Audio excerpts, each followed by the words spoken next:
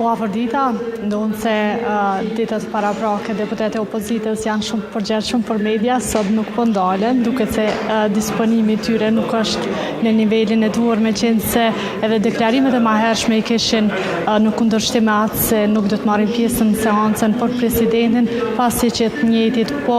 akuzojnë opozitën për manipulim dhe që për interesa vetanake e kanë bllokuar këtë proces pra për zgjedhjen e presidentit. Ne kemi taku disa prej tyre, ata ndonë se nuk janë pjesë e seancës e cila po mbahet tani ku po diskutohet për çështjen e presidentit, ata vazhdojnë që ndrojnë në për grupet parlamentare të tyre. I kemi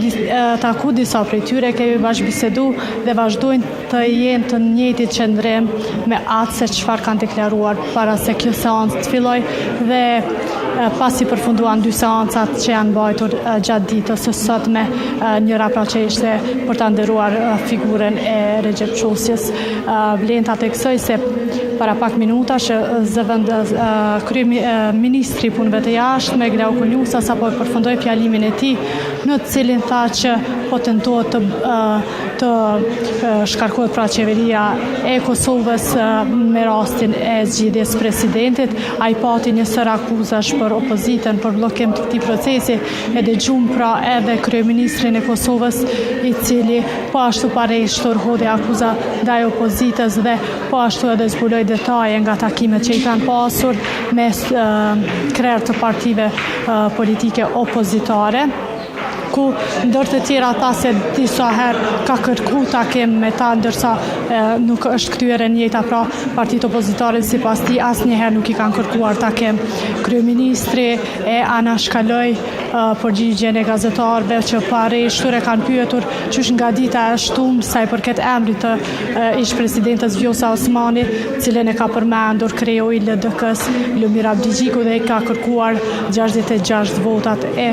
subjektit më të madh partijak, pra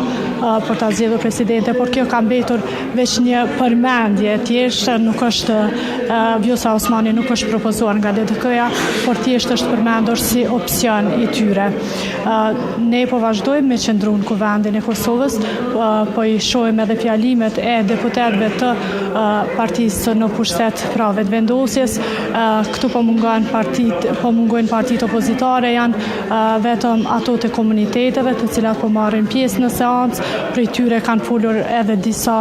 nga deputet që i përkasin këtyre partive, pra vazhdimisht është akuzuar opozita për bllokim të këtij procesi njëjtë dhe opozita po e bën edhe atë të tyre dhe po akuzojnë opozitën për bllokim. Pra këtu nuk po dihet afër dita se kush është fajtori për çështjen e presidentit, për çka është filluar qysh një muaj para se presidentes Vjosa Osmani të përfundoi mandati dhe po vazhdon edhe më tutje. Nga shoqëria civile, njës të rrethanave politike vazhdimisht ka deklaruar se të gjitha subjektet politike pa përjashtim janë duke vepruar